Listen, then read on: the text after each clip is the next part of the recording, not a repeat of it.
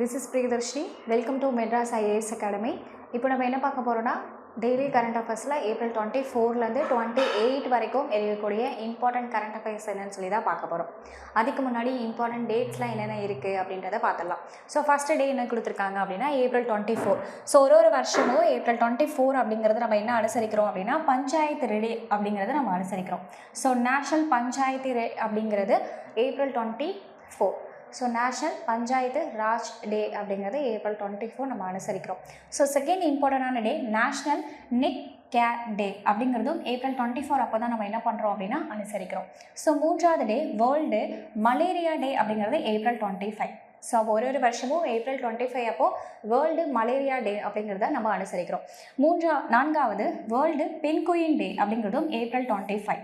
So மொத்தமாக நம்ம 4 days பார்த்துருக்கோம். ஃபர்ஸ்ட் டே எதுன்னு பார்த்தீங்கன்னா நேஷ்னல் பஞ்சாயத்து ராஜ் டே அப்படிங்கிறது ஏப்ரல் 24. அதுக்கப்புறம் நேஷ்னல் நெக் கேர் டே அப்படிங்கிறது April 24. Next world malaria day April 25. World penguin day April 25. Next days world intellectual property day. So world intellectual property day அப்படிங்கிறது எப்போ நம்ம அனுசரிக்கிறோம்னா April 26 அப்படிங்கிறத நம்ம அனுசரிக்கிறோம். நெக்ஸ்ட்டு வேர்ல்டு டேப்பியர் டே அப்படிங்கிறது April 27 அப்படிங்கிறத நம்ம அனுசரிக்கிறோம். ஸோ மொத்தமாக நம்ம ஒரு 6 இம்பார்ட்டண்டான டேட்ஸ் வந்து பார்த்துருக்கோம். இப்போ நம்ம இம்பார்ட்டண்டான நியூஸ்க்குள்ளே போயிடலாம். ஸோ ஃபஸ்ட்டு நியூஸ், காப்புரிமை வழக்கில் ஏஆர் ரஹ்மானுக்கு ரூபாய் 2 கோடி அபராதம் அப்படின்னு சொல்லியிருக்காங்க. ஸோ என்ன இதுக்கு வந்து ரீசன் அப்படின்னா பொன்னியின் செல்வன் பார்ட் 2 நம்ம எல்லாருக்கும் தெரியும் இல்லையா, இது எப்போ வெளிவந்தது அப்படின்னா 2023ஆம் ஆண்டு இது வந்து வெளியானது. ஸோ இந்த படத்தில் வரக்கூடிய வீரா ராஜவீரா அப்படிங்கிற சாங்காக தான் இந்த பிரச்சனை அப்படிங்கிறது நடக்குது. ஆல்ரெடி இந்த பாட்டை பாடினது ஒருத்தவங்களும் அதை எடுத்து ஏஆர் ரஹ்மான் வந்து இசையமைச்சிருக்கதாகவும் பாடியிருக்கதாகவும் அவர் மேலே ஹைகோர்ட்டில் என்ன பண்ணியிருக்காங்கன்னா கேஸ் வந்து ஃபைல் பண்ணியிருக்காங்க. ஸோ அது வந்து உண்மை நிரூபிக்கப்பட்டதுனால இப்போ அவர் என்ன பண்ண போகிறார் அப்படின்னா 2 கோடி ரூபாய் அபராதம் அப்படிங்கிறது கட்ட ரெடியாக இருக்கார். ஸோ பார்க்கலாம். பொன்னியின் செல்வன் பார்ட் 2 கடந்த 2023ஆம் ஆண்டு வெளியானது. ஸோ இந்த படத்தில் வீரா ராஜவீரா என்ற பாடல் இடம்பெற்றது குறிப்பிடத்தக்கது. இந்த பாடல் தொடர்பாக பாடகர் பயாஸ் வாசிபுதீன் தாகர் என்பவர் டெல்லி ஹைகோர்ட்டில் ஏஆர் ரஹ்மான் மீது காப்புரிமை வழக்கு அப்படிங்கிறது தொடர்ந்திருக்காரு. ஏனெனில் அந்த பாடல் அவர் தாத்தாவான நசீர் பயாசுதீன் தாகர் மற்றும் தந்தை ஜாக்கிருதீன் தாகிர் ஆகியோரால் 1970 இசையமைக்கப்பட்ட சிவஸ்துதி என்ற பாடலிலிருந்து நகலெடுக்கப்பட்டதாக குற்றம் சாட்டி இருந்தார். ஸோ காப்புரிமை அப்படிங்கிறது ஒருத்தவங்களோட விஷயத்தை நம்ம திருடுறது தான் காப்புரிமை அப்படின்னு நம்ம சொல்லுவோம். அவங்களோட பர்மிஷனே இல்லாமல் நம்ம அந்த விஷயத்தை யூஸ் பண்ணுறது இங்கிலீஷில் காப்பிரைட் அப்படின்னு சொல்லுவோம். ஸோ ஆல்ரெடி சிவஸ்துதி அப்படிங்கிற படத்தில் வெளியான அந்த வீரா ராஜவீரா அப்படிங்கிற பாட்டை தான் என்ன பண்ணியிருக்காங்கன்னா ஏஆர் ரஹ்மான் எடுத்ததாக அவர் மேலே குற்றம் சாட்டியிருக்காங்க. இந்த வழக்கில் வரிகள் தவிர ராகங்கள் ஒரே மாதிரி இருப்பதாக நீதிபதிகள் கூறியதை தொடர்ந்து ஏஆர் ரஹ்மான் 2 கோடியை பயாஸ் வாசிபுதீன் தாகுக்கு தர வேண்டும் அப்படின்னு சொல்லி டெல்லி ஹைகோர்ட் என்ன பண்ணியிருக்காங்கன்னா தீர்ப்பு கொடுத்துருக்காங்க. ஸோ இதுதான் இதுக்கான நியூஸ். நெக்ஸ்ட் நியூஸ் நம்ம பார்க்கலாம். சிறந்த ஒருங்கிணைந்த நீர்வள வேளாண்மைக்கான தேசிய விருது. ஸோ தமிழ்நாடு நீர் மேலாண்மை மற்றும் பாசன நவீனமயமாக்கல் திட்டத்தின் மூலம் வேளாண்மை, கால்நடை மற்றும் மீன்வள உற்பத்தியை மேம்படுத்தியதால் மத்திய அரசின் சிறந்த ஒருங்கிணைந்த நீர்வள மேலாண்மைக்கான 2024 அப்படிங்கிற விருது வந்து வாங்கியிருக்காங்க. அப்போது மத்திய அரசின் சிறந்த ஒருங்கிணைந்த நீர்வள மேலாண்மை 2024ஆம் ஆண்டுக்கான விருது தமிழ்நாடு அரசுக்கு கிடைச்சிருக்கு. நெக்ஸ்ட் நியூஸு, 2023-24ஆம் ஆண்டிற்கான தேசிய பொது பஸ் போக்குவரத்து சிறப்பு விருதுகளில் தமிழ்நாடு அரசு போக்குவரத்து கழகங்கள் 19 விருதுகளை பெற்று முதல் இடத்தை பிடித்துள்ளனர். நமக்கு மொத்தமாக 2 விருதுகள் கிடைச்சிருக்கு. ஒன்று எதுக்காக அப்படின்னா மத்திய அரசின் சிறந்த ஒருங்கிணைந்த நீர்வள மேலாண்மைக்கான 2024ஆம் ஆண்டு விருதும் தமிழ்நாடு அரசுக்கு தான் கிடைச்சிருக்கு. அதே மாதிரியே தமிழ்நாடு பொது போக்குவரத்துக்கான 19 விருதுகளை பெற்று அதிலையும் தமிழ்நாடு முதல் இடத்தை பிடிச்சிருக்காங்க. ஸோ இந்த வருஷம் நமக்கு 2 விருதுகள் அப்படிங்கிறது கிடைச்சிருக்கு. ஸோ நெக்ஸ்ட் இம்பார்ட்டன்ட் நியூஸு, தகவல் தொழில்நுட்பத்துறையில் நாகையில் மிடில் டைட்டில் பூங்கா அமைக்கப்பட்டுள்ளது. அதாவது தகவல் தொழில்நுட்பத்துறையில் 500 நபர்களுக்கு வேலை வாய்ப்புகளை உருவாக்கும் விதமாக மினி டைட்டில் பூங்கா நாகை மாவட்டத்தில் அமைக்கப்பட உள்ளது. ஸோ தமிழ்நாடு சேமிப்பு கிடங்கு கொள்கை மற்றும் கடல் சார்ந்த உணவுப் பொருட்கள் பதப்படுத்தும் கொள்கை 2018 வெளியிடப்பட உள்ளது. ஸோ தஞ்சாவூர் மாவட்டத்தில் சுமார் 100 ஏக்கர் கடல்சார் உணவுப் பொருட்கள் பதப்படுத்துதல் மற்றும் ஏற்றுமதி பூங்கா அமைக்கப்பட உள்ளது. இதனால் 200 கோடி முதலீடு ஈர்க்கப்படுவதுடன் 2000 நபர்களுக்கு நேரடி மற்றும் மறைமுக வேலைவாய்ப்பு ஏற்படுத்தப்பட உள்ளது. ஸோ திருவாரூர், நாகப்பட்டினம், சிவகங்கை, ராமநாதபுரம் மாவட்டம், தூத்துக்குடி மாவட்டங்களை உள்ளடக்கிய சிப்காட் டெக்ஸ் பார்க் தொழில் கூட வசதிகள் ஏற்படுத்தப்பட உள்ளது. தமிழ்நாட்டில் உள்ள தொழில் நிறுவனங்களின் உற்பத்தி பொருட்களின் அருங்காட்சியகம் அப்படிங்கிறது சென்னையில் ஏற்படுத்தப்பட உள்ளது. ஸோ அதாவது தகவல் தொழில்நுட்ப துறையில் நமக்கு நாகையில் மினி டைட்டில் பூங்கா அப்படிங்கிறத ஏற்படுத்த போகிறாங்க.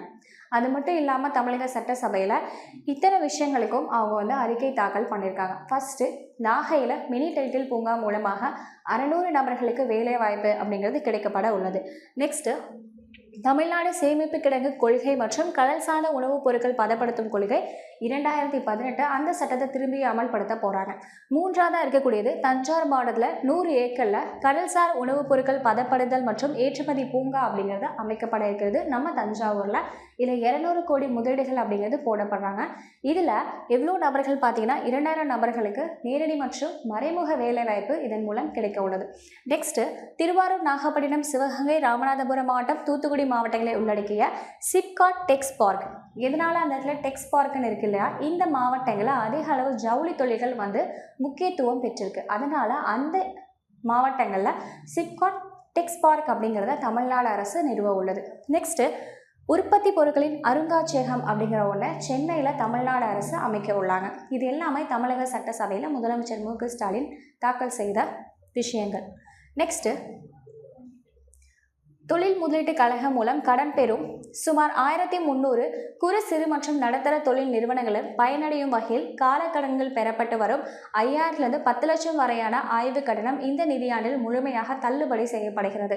அதாவது நம்ம குறு, சிறு நிறுவனங்களுக்கு வழங்கப்படக்கூடிய காலக்கடன்கள் அப்படிங்கிறது ரூபாய் 5000 10 லட்சம் வரைக்கான அமௌண்ட்டு இந்த வருஷம் இருக்கக்கூடியதில் தள்ளுபடி செய்யப்படுறதா சொல்கிறாங்க. நெக்ஸ்ட்டு உலகெங்கிலும் உள்ள நாடுகள் நம்ம தமிழ்நாட்டில் முதலீடு செய்யலாம்.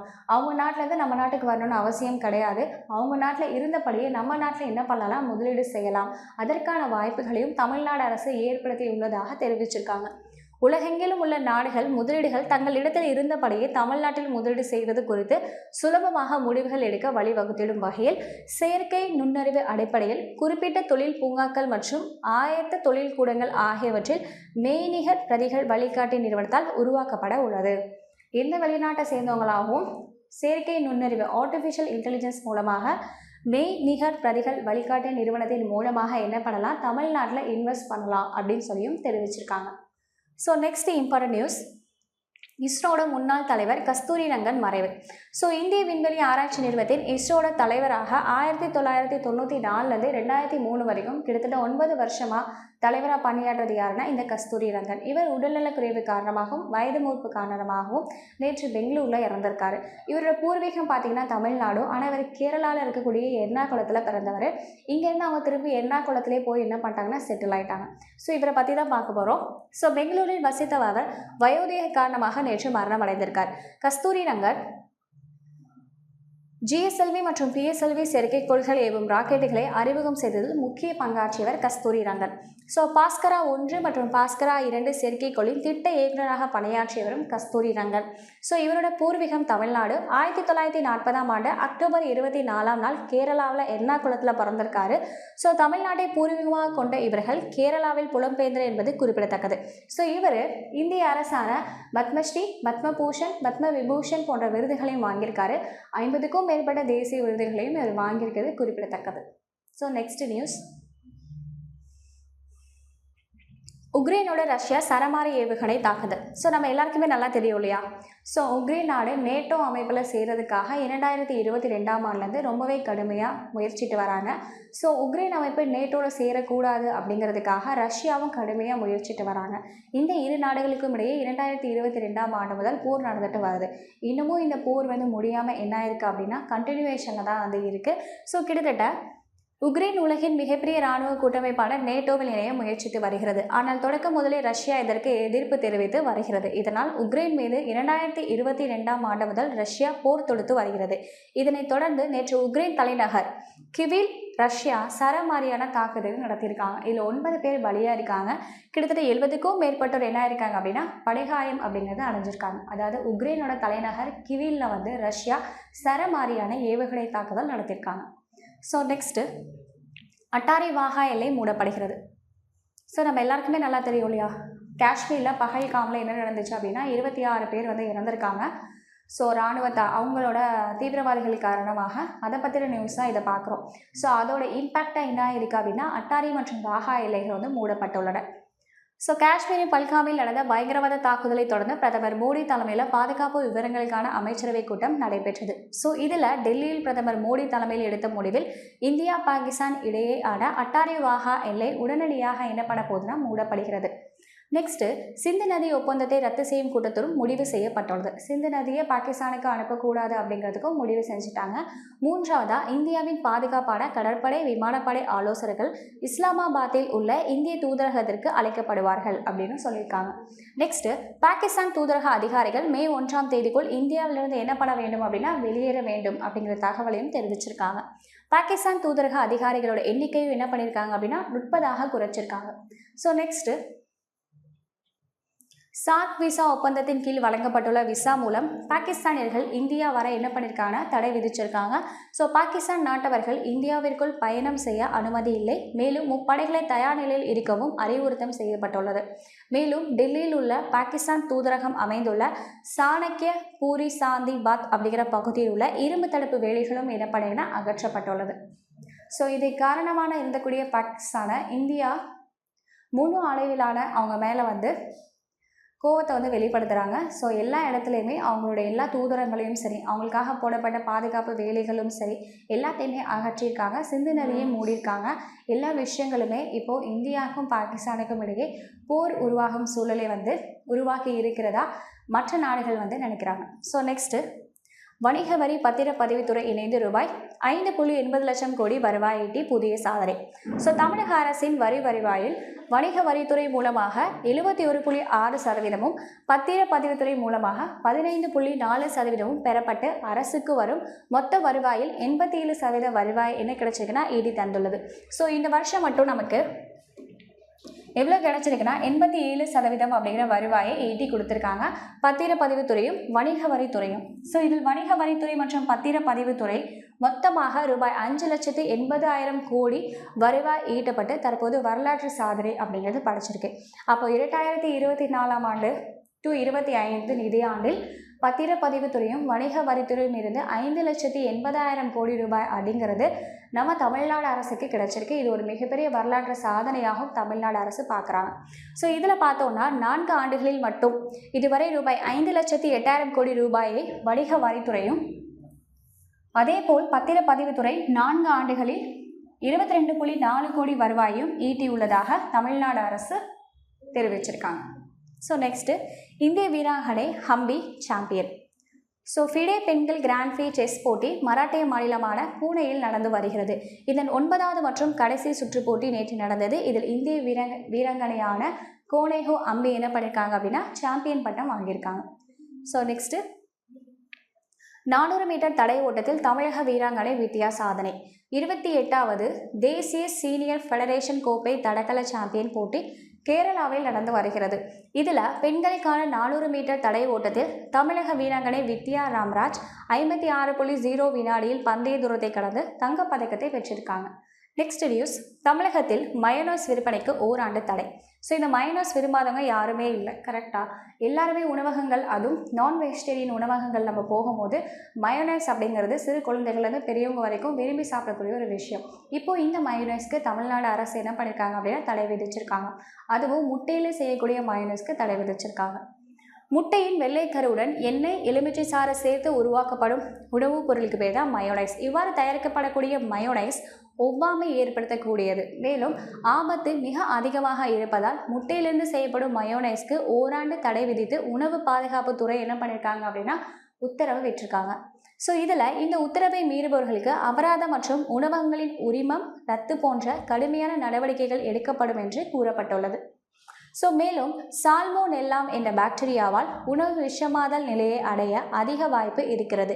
குமட்டல், வாந்தி மற்றும் வயிற்றுப்போக்கு போன்ற பிரச்சனைகள் ஏற்படவும் வழிவகுக்கும். ஸோ இதனால் சர்க்கரை நோய், உடல் எடை அதிகரிப்பு, இரத்த அழுத்தம் ஏற்பட அதிக வாய்ப்பு உள்ளதாக சுகாதார நிபுணர்கள் தெரிவிச்சிருக்காங்க. ஸோ நம்மளோட மயோனைஸ் கெட்டு போச்சு அப்படின்னா அதுலேருந்து சால்மோனெல்லா அப்படிங்கிற ஒரு பாக்டீரியா என்ன ஆகுது அப்படின்னா உற்பத்தி ஆகுதான். ஸோ இதனால் என்ன ஆகும் அப்படின்னா நமக்கு குமட்டல், வாந்தி இந்த மாதிரி நோய்கள் அப்படிங்கிறது வரது இல்லாமல் ஸோ மிகப்பெரிய நோய்களான இதய துடிப்பு நமக்கு ப்ராப்ளம் ஆகுது, ரத்த அழுத்தம் வருது, இந்த மாதிரி நோய்களும் நமக்கு இந்த மயோனைஸ் மூலமாக வரதாக கண்டுபிடிச்சிருக்காங்க. அதனால் தமிழ்நாட்டில் ஓராண்டுக்கு மயோனைஸ் என்ன பண்ணியிருக்காங்கன்னா தடை விதிச்சிருக்காங்க. நெக்ஸ்ட்டு, கும்பகோணத்தில் கருணாநிதி பேரில் பல்கலைக்கழகம். ஸோ மறைந்த முன்னாள் முதலமைச்சர் கருணாநிதி பேரில் கும்பகோணத்தில் விரைவில் பல்கலைக்கழகம் அமைக்கப்படும் என்று சட்டசபையில் முதலமைச்சர் மு.க. ஸ்டாலின் தெரிவித்துள்ளார்.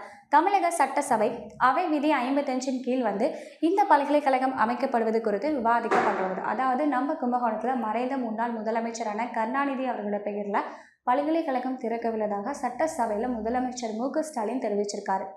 நெக்ஸ்ட், சென்னையில் ரூபாய் 40 கோடி செலவில் யூபிஎஸ்சி தேர்வு பயிற்சி மையம். தமிழ்நாட்டு மாணவர்களின் திறனை வளர்க்க வேண்டும் என்ற நோக்கத்தோடு உருவாக்கப்பட்ட திட்டம் இந்த நான் முதல்வன் அப்படிங்கிற திட்டம். ஸோ இந்த நான் முதல்வன் அப்படிங்கிற திட்டத்தின் மூலம் படித்து நிறைய மாணவர்கள் இப்போது யூபிஎஸ்சி தேர்வில், அதுவும் தமிழ்நாட்டை சேர்ந்த மாணவர்கள் என்ன பண்ணியிருக்காங்கன்னா 2025 அதிக அளவு ரிசல்ட் கொடுத்துருக்காங்க. ஸோ அதை பற்றின நியூஸை நம்ம பார்க்க போகிறோம். ஸோ இந்த ஆண்டு தமிழ்நாட்டிலிருந்து 57 மாணவர்கள் பல்வேறு அகில இந்திய பணிகளுக்கு தேர்ந்தெடுக்கப்பட்டிருக்கின்றனர். இவர்களில் 50 பேர் இந்த நான் முதல்வன் திட்டத்தில் பயிற்சி பெற்ற மாணவர்கள். நான் முதல்வன் திட்டம் மூலமாக மாணவர்களுக்கு உதவித்தொகை வழங்கப்படுது. யூபிஎஸ்சி ப்ரீலிமினரி எக்ஸாம் எழுத ஸ்டூடெண்ட்ஸாக இருந்தாங்க அப்படின்னா அதுலேருந்து 1000 பேரை செலக்ட் பண்ணி அவங்களுக்கு 7500 ரூபாய் ஊக்கத்தொகை கொடுக்குறாங்க. அதுவே அவங்க முதன்மை தேர்வுக்கு செலக்ட் ஆனாங்க அப்படின்னா அதில் ஒவ்வொரு மாணவர்களுக்கும் 25,000 ரூபாய் அப்படிங்கிற ஊக்கத்தொகையும் கொடுக்குறாங்க. ஸோ இவர்கள் 1000 மாணவர்கள் தேர்வு செய்யப்பட்டு அவர்களுக்கு மாதம் 7500 என 10 மாதங்கள் வழங்கியுள்ளனர். மேலும் முதன்மை தேர்வுக்கு தயாராகும் மாணவர்கள் ரொக்கமாக 25,000 ரூபாய் ஊக்கத்தொகையும் வழங்கப்பட்டுள்ளது. இதனால் சென்னையில் செனாய் அப்படிங்கிற நகர் பகுதியில் 500 மாணவர்கள் தங்கி பயிலக்கூடிய வகையில் அனைத்து நவீன வசதிகளுடன் கூடிய ஒரு பயிற்சி மையம் 40 கோடி ரூபாய் செலவில் அமைக்கப்படும் என்று முதலமைச்சர் மு.க. ஸ்டாலின் என்ன பண்ணியிருக்காரு அப்படின்னா தெரிவிச்சிருக்காரு. ஸோ நெக்ஸ்ட்டு, தேசிய சீனியர் ஃபெடரேஷன் கோப்பை தடகளம். 18வது தேசிய சீனியர் ஃபெடரேஷன் கோப்பை தடகள போட்டி கேரளா மாநிலத்தில் நடந்து வருகிறது. ஸோ இதில் ஆண்களுக்கான தமிழக போட்டியில் தமிழக வீரர் பிரவீன் சித்திரவேல் என்ன பண்ணியிருக்காருன்னா 17.37 மீட்டர் தூரம் தாண்டி தங்கப்பதக்கம் வாங்கியிருக்காரு. ஸோ நெக்ஸ்ட் நியூஸு, கோவையில் நடைபெறும் உலக புத்தொழில் மாநாட்டுக்கான இலச்சினை. ஸோ 2025ஆம் ஆண்டுக்கான உலக புத்தொழில் மாநாடு எங்கே நடக்குதுன்னா கோயம்புத்தூரில் நடக்குது. ஸோ அதுக்கான இலச்சினையை துணை முதலமைச்சர் உதயநிதி ஸ்டாலின் என்ன பண்ணியிருக்காருன்னா வெளியிட்டிருக்காரு. தமிழகத்திலிருந்து பதிவு செய்யப்படும் உலக புத்தொழில் நிறுவனங்களின் எண்ணிக்கை 2021ஆம் ஆண்டு வரை 2032ஆக இருந்தது. தற்போது 4 மடங்கிற்கும் மேல் அதிகரித்து 10,000ஐ கடந்துள்ளது. இதில் 49% நிறுவனங்கள் பெண்களால் நடத்தப்படும் நிறுவனங்கள் என்பது குறிப்பிடத்தக்கது. இந்த நிலையில் கோவையில் இருக்கக்கூடிய கொடிஷியா அப்படிங்கிற வளாகத்தில் உலக புத்தொழில் மாநாடு 2025 விரைவில் நடக்க உள்ளது. இதில் உலகின் பல்வேறு பகுதிகளில் இருந்து 30,000க்கும் அதிகமானோர் என்ன பண்ண போகிறாங்கன்னா கலந்து கொள்ள இருக்காங்க. அவங்க முதலீட்டாளராக இருக்கலாம், இல்லை வணிகத்துறையில் இருக்கவங்களா இருக்கலாம், இல்லை மாணவர்களாக இருக்கலாம், யாராக வேணா இருக்கலாம். 30,000 பேர் கோவையில் கொடிஷியாவில் உலக புத்தொழில் மாநாட்டில் கலந்து கொள்ள இருக்காங்க.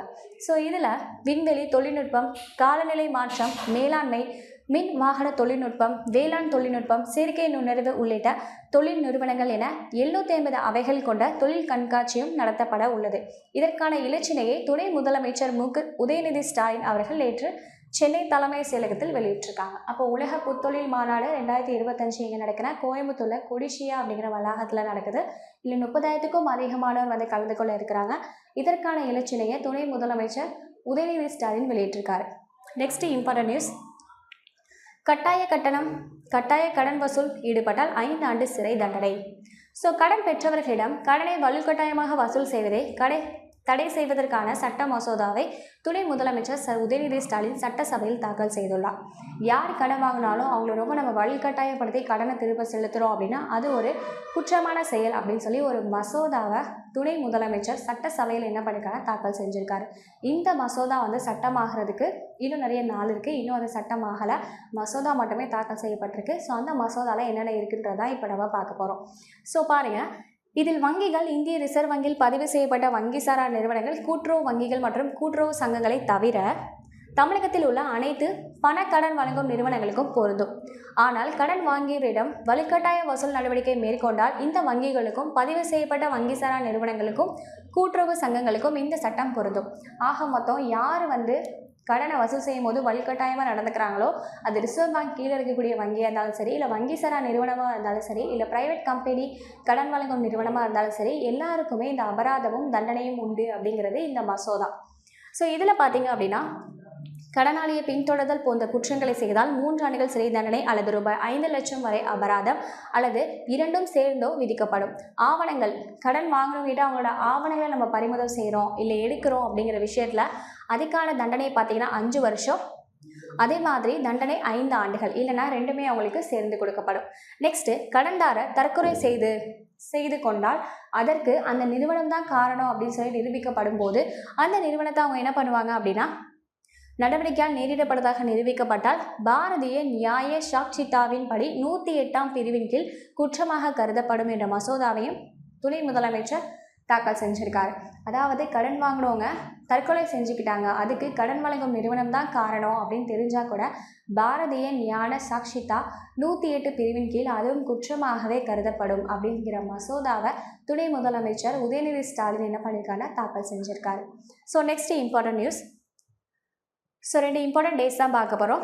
ஒர்க்கர் மெமோரியல் டே அப்படிங்கிறதும் ஒரு வருஷமும் April 28 அப்போ நம்ம என்ன பண்ணுறோம் அப்படின்னா அனுசரிக்கிறோம். Next important day world day for the safety and health at work அப்படிங்கிறதும் April 28. ஸோ மொத்தமாக இன்றைக்கி April 24லேருந்து 28 வரைக்கும் இம்பார்ட்டண்ட்டாக என்னென்ன கரண்ட் அவர்ஸ் செஞ்சோம் அது எல்லாமே நம்ம பார்த்துட்டோம். ஸோ இதுக்கான PDF பார்த்தீங்கன்னா நம்மளோட டெலிகிராம் சேனலில் இருக்கும். இதுக்கான டெஸ்ட்டும் கூகுள் ஃபார்மில் நம்மளோட டெலிகிராமில் இருக்கும். ஸோ டெலிகிராம் ஃபாலோ பண்ணுங்கள், யூடியூபையும் ஃபாலோ பண்ணுங்கள், சப்போர்ட் பண்ணுங்கள். கண்டிப்பாக உங்களோட எக்ஸாமுக்கு என்னென்ன இம்பார்ட்டனோ அது எல்லாமும் நம்மளோட சேனலே வரும். ஸோ ஸ்டூடெண்ட்ஸ்க்கு நம்மளோட சேனல் முழுக்க ஹெல்ப் பண்ணும். அது ஆஃப்லைனாக இருந்தாலும் சரி, ஆன்லைனாக இருந்தாலும் சரி. தேங்க்யூ.